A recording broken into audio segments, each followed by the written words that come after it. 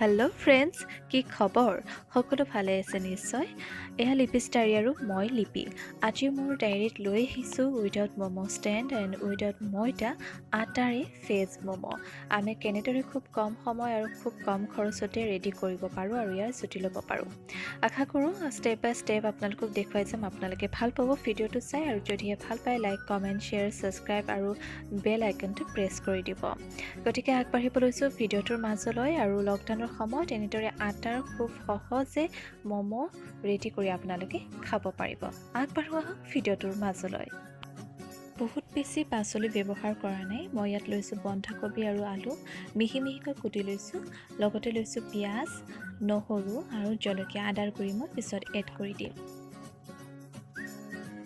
কেৰাহী এখন গৰম হ'বলৈ দি ইয়াত তেল দিছিলোঁ। তেলখিনি গৰম হৈ অহাত এতিয়া মই যিখিনি মছলা আছিলে পিঁয়াজ, নহৰু, আদা আৰু জলকীয়া এইখিনি দি দিম। অকণমান ভাজি ল'ম। অকণমান ভজা হোৱাৰ পাছত ইয়াত কবি আৰু আলুখিনি দি দিম।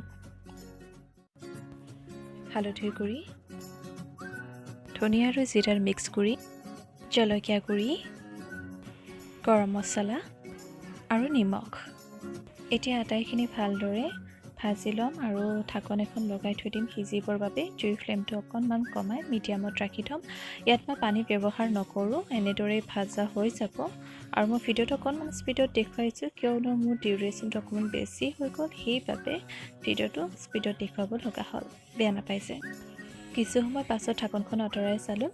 আমাৰ কবি আৰু আলুখিনি খুব সুন্দৰকৈ সিজি গৈছে। ভাজিখিনি ৰেডি হৈ গ'ল। ইয়াক এতিয়া নমাই থ'ব পাৰিম। সুন্দৰ কালাৰ এটা আহিছে।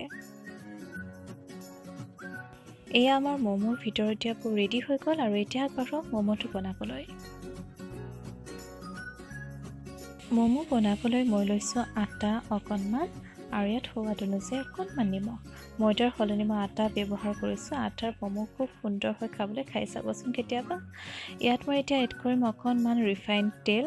অপশ্যনেল হয়, আপুনি দিব পাৰে নিদিব পাৰে। এতিয়া ইয়াত মই অকণমান পানী দি প্ৰয়োজন মতে আৰু মঠি ল'ম। আটাখিনি মঠি ল'লোঁ। এতিয়া লাডু কৰি ল'ম সৰু সৰু আকাৰত। লাডু কৰি ল'লোঁ। এতিয়া ইয়াক বেলি ল'ম।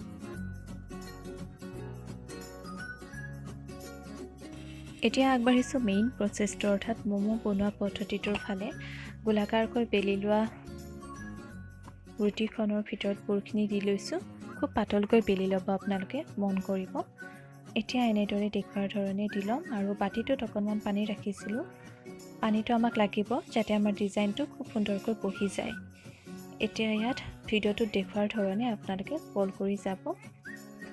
যেনেদৰে আমি শাৰী বা চাদৰত মহিলাসকলে কোচ লওঁ, ঠিক একেদৰে একেই ছিষ্টেমতে আপোনালোকে দি যাব কোচ কোচ কৰি।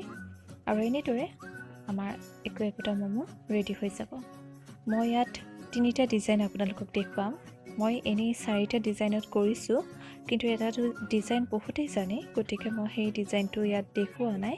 3টা ডিজাইন দেখুৱাই দিম আপোনালোকক। আপোনালোকে এনেদৰে ট্ৰাই কৰিব, তাকো আটাৰ ম'ম'। যদি কেতিয়াবা আমাৰ ঘৰত ময়দা নাথাকে আৰু ম'ম' খাবৰ মন যায়, তেতিয়া আমি এনেদৰে আটাৰে ম'ম' ৰেডি কৰিব পাৰোঁ। খুব সুন্দৰ হয় খাবলৈ, সুস্বাদু হয়। কোনো কাৰণতে আমাৰ ময়দাৰ ম'ম'তকৈ কোনো গুণে কম নহয় ইয়াৰ সোৱাদটো। এতিয়া মই নেক্সট ডিজাইনটো দেখুৱাব লৈছোঁ। একেদৰে পুৰ লৈ ল'লোঁ আৰু ইয়াত বাতিটোত ৰখা পানীৰে আমি পুনৰ এই ছাইডকেইটাত পানীৰে আঙুলিটো তিয়াই দি দিম, যাতে আমাৰ ডিজাইনটো ভালদৰে বহি যায়। এটা কথা মন দিব, যাতে যেতিয়া আমি এই ৰুটিখন বেলি ল'ম পুৰি আকাৰত, তেতিয়া কিন্তু খুব পাতলকৈ বেলিব, মোটা নকৰিব। মোটা কৰিলে আমাৰ নহ'বগৈ, গতিকে অকণমান পাতল কৰি বেলিব। আৰু ভিডিঅ'টোত দেখুৱাৰ ধৰণে দি যাব। মই দ্বিতীয়টো ডিজাইন দেখুৱাব লৈছোঁ আপোনালোকক। যেনেদৰে মোদক আমি ৰেডি কৰোঁ, বনাওঁ, ঠিক প্ৰায় একেই ডিজাইনতে আমি এইটো কৰিব লাগিব। দেখুৱাৰ ধৰণে এতিয়া এইখিনি পকাই দিম। আপুনি যদি বিচাৰে এইখিনি পকাই জোংখিনি আপোনালোকে ছিঙিও দিব পাৰে। মই কিন্তু ইয়াত ছিঙি দিয়া নাই, জোঙা কৰিয়ে ৰাখিছোঁ। নহ'লে বা আপোনালোকে হাতেৰে থেপেচাইও দিব পাৰে আঙুলিৰে, কিন্তু মই জোঙা কৰি ৰাখিলোঁ। এনেদৰে ভাল পালোঁ, সেইখিনি এনেদৰে ৰাখিলোঁ। আপোনালোকে দি দিব পাৰে ছিঙি। এতিয়া আগবাঢ়িছোঁ তৃতীয়টো ডিজাইনৰ ফালে। পুনৰ পুৰখিনি ইয়াত দি লওঁ।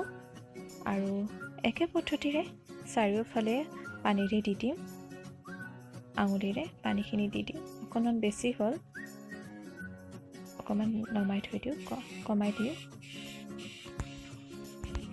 এটা একে পদ্ধতিৰে মই পানী দি দিম আৰু ভালদৰে কুচ কৰি দিম কুচ কিন্তু আমি দিবই লাগিব যেহেতু মমো হয় এনেদৰে পানী দি দিছোঁ এতিয়া মই কুচ কৰি দিম কুচটো এতিয়াই নিদিওঁ এতিয়া চাওক আমি যেনেদৰে তিল পিঠা বা নাৰিকলৰ পিঠা বিহুৰ সময়ত ৰেডি কৰোঁ ঠিক একেদৰে লৈ ল'ব বা গুজিয়া ৰেডি কৰোঁ তেনেদৰে লৈ ল'ব এতিয়া দুইটা কোণ আমি লগাই দিম ভিডিঅ'টো দেখুৱাৰ ধৰণে এনেদৰে আনিছোঁ এতিয়া ইয়াত অকণমান পানী দি দিম কোণ দুটাত আৰু লগাই দিম যাতে এৰ খাই নাযায়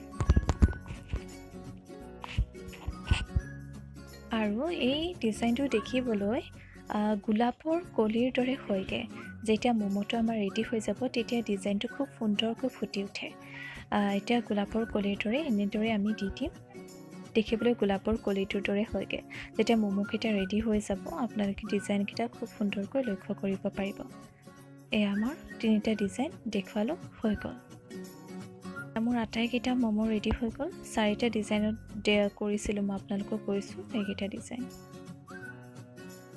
চচপেন এটাত পানী লৈছোঁ আৰু এই ষ্টিলৰ খৰাহী এটা ইয়াত ফুটা থকা খৰাহী এটা দি লৈছোঁ আমি মমো ইয়াতে বনাম প্ৰিহিট কৰি থ'ম এতিয়া 5 মিনিটৰ বাবে ইয়াৰ পাছতে 5 মিনিট হোৱাৰ পাছত ঢাকনখন আঁতৰাই ইয়াত অকণমান তেল দি লৈছোঁ মই এনেদৰে মোহাৰি লৈছোঁ যাতে মমোকেইটা ইয়াত লাগি নধৰে এইটো আপোনালোকে ইচ্ছা কৰিলে দিব পাৰে দিলে ভাল হয় এতিয়া ইয়াত এটা মমো মই দি দিম যেতিয়া মমোকেইটা আমাৰ ৰেডি হৈ যাব তেতিয়া আপোনালোকে নিজে লক্ষ্য কৰিব ইয়াৰ কালাৰৰ যিটো চেঞ্জ আহে সেইটো এতিয়া খুব সুন্দৰ বগা হৈ আছে তেতিয়া কালাৰটো চেঞ্জ হৈ আহিব আৰু এনেদৰে যে লাগি ধৰিছে তেতিয়া এনেদৰে লাগিও নধৰে আমি 15 মিনিটমান সময়ৰ ভিতৰতে এই মমোকেইটা ৰেডি হৈ যাব ইয়াত প্ৰায় 15 মিনিটৰ পাছত মই ঢাকনখন আঁতৰাই দেখুৱাইছোঁ খুব সুন্দৰকৈ সিজি গৈছে আমাৰ মমোকেইটা ইতিমধ্যে ৰেডি হৈ গৈছে আৰু ময়ো জুইটো অৰ্থাৎ গেছটো অফ কৰি দিলোঁ এতিয়া লাগিও ধৰা নাই কালাৰটো চেঞ্জ হৈছে আমি এই মমোকেইটা ৰেডি হৈ গৈছে পৰিৱেশন কৰিব পৰা হৈ গৈছোঁ কিন্তু এতিয়া মই ৰেডি কৰিম মমোৰ লগত খাবৰ কাৰণে চাটনিটো খুব কম খৰচতে কৰিছোঁ আপোনালোকেও ট্ৰাই কৰি চাব মমো চাটনিৰ বাবে লৈছোঁ মচুৰ দাইল আদা নহৰু আৰু জলকীয়া এইখিনিৰ এটা মিহি পেষ্ট আমি ৰেডি কৰিব লাগিব ঠিক যেনে ধৰণৰ মমো চাটনিটো থাকে ইয়াত লৈছোঁ অকণমান সোৱাদ অনুযায়ী নিমখ এতিয়া ল'ম ইলাচি এটা আৰু লং এটাও লৈ ল'ম লগত ল'ম অকণমান মেগী মছলা আৰু অকণমান ধনিয়া আৰু জিৰাৰ মিক্স কৰি লৈ ল'ম আৰু ইয়াত অকণমান সামান্য পৰিমাণৰ পানী দি এইখিনি গ্ৰাইণ্ড কৰি ল'ম উইদাউট মমো ষ্টেণ্ড আৰু উইদাউট ময়দা আমাৰ আটাইকেইটা আটাৰে তৈয়াৰী ভেজ মমো লগতে মমো চাটনি ৰেডি হৈ গৈছে দেখিবলৈ যিমানেই ধুনীয়া হৈছে ইয়াৰ সোৱাদো তাতকৈ দুগুণ বেছি ভাল হৈছে আৰু ইয়াতে মই চিলি ফ্লেক্স অকণমান দি দিছোঁ চাটনিটোৰ ওপৰত দেখিবলৈ পাইছে আৰু এনেদৰে আপুনিও কেতিয়াবা ঘৰতে আটাৰে মমোৰ জুতি লৈ চাব বুলি আশা কৰিলোঁ আৰু খুব সুন্দৰ হৈছে ডিজাইনটো গোলাপৰ কলিটো মই এতিয়া আপোনালোকক দেখুৱাই দিওঁ চাওকচোন দেখিবলৈ গোলাপটোৰ কলিটোৰ দৰে হৈছে যদিহে চাই ভাল পাইছে মোৰ ভিডিঅ'টো তেতিয়াহ'লে লাইক কৰিব কমেণ্টত জনাব আপোনালোকৰ মতামত ছাবস্ক্ৰাইব কৰিব মোৰ চেনেলটো যিসকলে নতুনকৈ ভিজিট কৰিছে লগতে শ্বেয়াৰ কৰিব আৰু বেল আইকনটো প্ৰেছ কৰিব যাতে মোৰ নটিফিকেশ্যনবোৰ আপোনালোকে পাই থাকে পুনৰ লগ পাম নতুন ভিডিঅ'ৰ সৈতে এতিয়ালৈ ধন্যবাদ